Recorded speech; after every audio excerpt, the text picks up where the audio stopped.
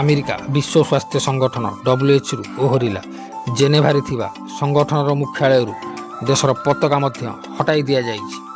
ଆମେରିକାର ସ୍ୱାସ୍ଥ୍ୟ ଏବଂ ବୈଦେଶିକ ବିଭାଗ ଏକ ପ୍ରେସ୍ ବିବୃତ୍ତି ଜାରି କରି ଟ୍ରମ୍ପ ପ୍ରଶାସନର ନିଷ୍ପତ୍ତିକୁ ନିଶ୍ଚିତ କରିଛି, ଯେଉଁଥିରେ କୁହାଯାଇଛି ଯେ ଆମେରିକା ବର୍ତ୍ତମାନ WHOରୁ ଓହରି ଯାଇଛି, କିନ୍ତୁ ସଂଗଠନକୁ ଏହାର 26 ବିଲିୟନ ଋଣ ପରିଶୋଧ କରିବ।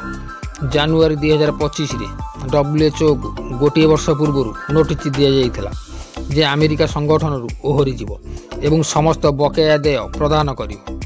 ବିଶେଷଜ୍ଞମାନେ କହିଛନ୍ତି ଯେ ଆମେରିକାରୁ WHOରୁ ଓହରି ଯିବାର ନିଷ୍ପତ୍ତି କେବଳ ସଂଗଠନକୁ ନୁହେଁ ବରଂ ସମଗ୍ର ବିଶ୍ୱକୁ ପ୍ରଭାବିତ କରିବ। ଗତ କିଛି ଦିନ ହେଲା ସରଗରମ ରହିଛି ବିଶ୍ୱ ରାଜନୀତି। ଗୋଟିଏ ପଟେ ଡୋନାଲ୍ଡ ଟ୍ରମ୍ପ ଶାନ୍ତି ବୋର୍ଡ ଗଠନ ଘୋଷଣା କରିଥିବା ବେଳେ ଅନ୍ୟପଟେ ରୁଷର ରାଜଧାନୀ ମସ୍କୋରେ ରାତିସାରା ଆଲୋଚନା ଜାରି ରହିଥିଲା। ତେବେ ଏହାରି ଭିତରେ ଆମେରିକାର ରାଷ୍ଟ୍ରଦୂତ ଷ୍ଟିଭ୍ ୱିଟକଫ୍ ଏବଂ ଡୋନାଲ୍ଡ ଟ୍ରମ୍ପଙ୍କ ଜ୍ୱାଇଁ ଜାରେଡ୍ କୁଶ୍ନର ରୁଷର ରାଷ୍ଟ୍ରପତି ଭବନ କ୍ରେମଲିନରେ ରାତିସାରା ରହିଥିଲେ।